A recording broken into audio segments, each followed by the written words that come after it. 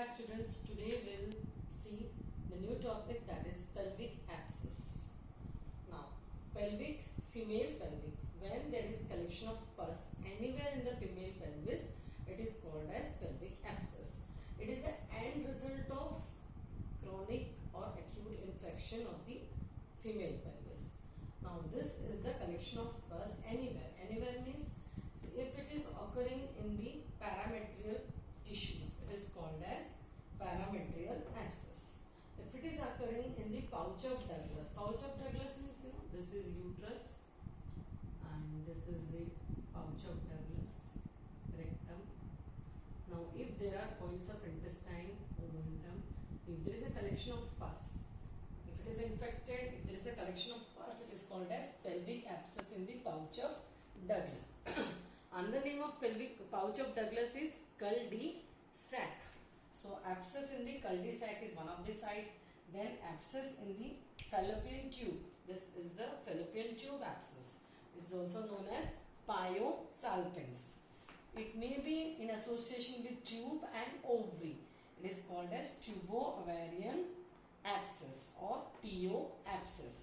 It may be simply in the ovary, ovarian abscess. Now, parametrial abscess. Now, this is the collection of pus. The abscess may contain pus or fluids in it itself. Pus or fluids. Now, how it spreads? What is the etiology? Etiology can be one of the gynecological infections or any procedures which is performed over, below or upper genital tract. Any procedures means say dilatation and curettage, any instrumentation, biopsy. So any instrumentation, any procedures, even after some time, after childbirth, after abortion, after MTP. So any procedure, even after surgery, there can be a transfer of infection and there may be pelvic abscess. So if pelvic inflammatory disease is not resolved by itself, acute or chronic, then it may change into abscess formation. What causes it? It can be endogenous organism, which we know they harbor in the vagina. Then it can be exogenous organism. It can be sexually transmitted infection. Now, beginning with LONA. Most common is a sexually transmitted infection. We know which is the most common. It is Chlamydia trachomatis, intracellular organism, and it may be gonorrhea due to Neisseria gonorrhea. So these two organisms, sexually transmitted infection, how it spreads? It spreads to mucosal surface like this. This is the mucosal surface. It spreads from vagina, vulva, vagina, cervix to the uterine tube and to the fallopian tube. This infection may travel down from the fallopian tube. If it travels to the ovary, like this, it affects the ovary and may spill outside into the peritoneal cavity. That may cause peritoneal abscess also. So this is the STI, sexually transmitted infection through mucosal spread. Now, infection from the parametrium, usually we see exogenous organism. Which are they? Exogenous, endogenous, both are which organisms? They may be anaerobic, they are also aerobic. In this, we will see exogenous are Staphylococcus aureus, Streptococcus pyogenes, all these organisms. Now, and endogenous organisms which are there inside the vulva, vagina, it harbors there. These are Pseudomonas, lot of organisms are there, Clostridia. Now, if they travel, how they affect? They travel via the lymphatics, parametrial lymphatics. Through this, they directly affect the fallopian tube, ovary and female pelvis. So, in this way, this abscess takes place. It is a very common condition, but it may affect if PID is not resolved by itself or not treated in time. Now, these are the sites. Etiology we have seen, pathogenesis, how it is affected. Finally, most common condition which is seen with the cul-de-sac, ovarian, TU abscess, but we see pyosalpinx most. Pyosalpinx is the collection of pus in the fallopian tube. It is an infection. It causes pus pockets formation, enlargement. With this, the naked eye appearance, we see this tube is, it become very much distended, enlarged, thickened. It become very much distended, enlarged, thickened, and become a retort shape. You can say it assumes a pyriform shape or retort shape. It's a thick mass. Now within this there is a collection of pus pockets, and we also can see the enlargement. This is a naked eye appearance. Microscopic appearance, we know the site. At the site we will see the signs of inflammation.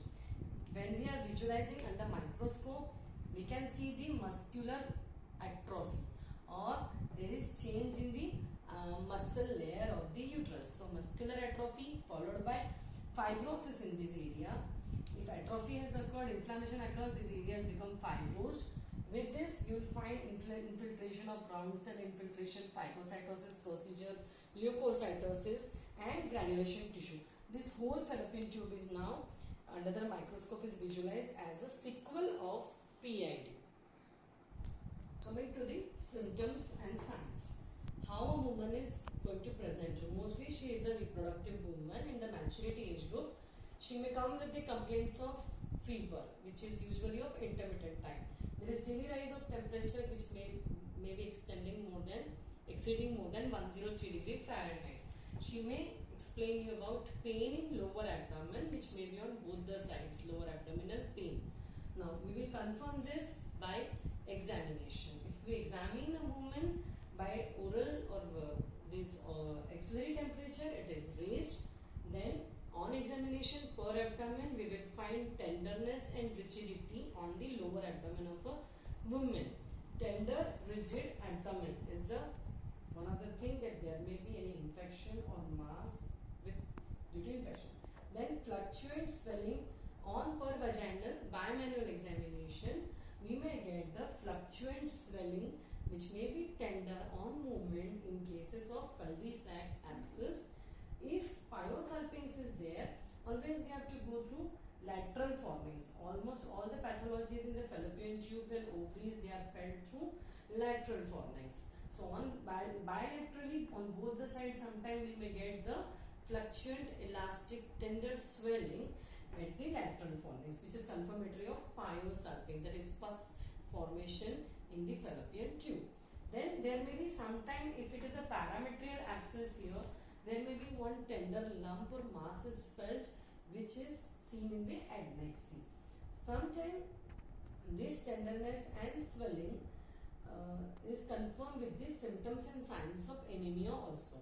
Now if we diagnose this, it can be diagnosed by clinical examination. Of course, we'll get any past history of any pelvic infection, any instrumentation, any procedure or surgery, then the symptoms and signs will confirm. But we can go for imaging techniques like ultrasonography, color Doppler, and plus medical treatment is to be given. Now she is advised rest once she is diagnosed as having abscess on sonography imaging, rest with local heat application and symptomatic treatment. But if she doesn't respond to all these things, then we have got a very good medicines to drain the pus without any instrumentation, but still one modality is there called as, for the cul-de-sac abscess, the posterior colpotomy can be done. It is the sinus forceps is inserted from the cervix to the cervix. The incision is given at the vagino-cervical junction transversely, and from this side the forceps this scissor is incised. Through this index finger is inserted and these locules of the abscess are broken. Once these abscesses are broken with the index finger, then scissors approach here and the tissue is completely, abscess is drained out. This material, pus material, can be sent for the gram staining culture, which due to which further we can come to know which organism, which bacteria is the positive organism for PID and its outcome, that is pelvic abscess. We will treat it accordingly.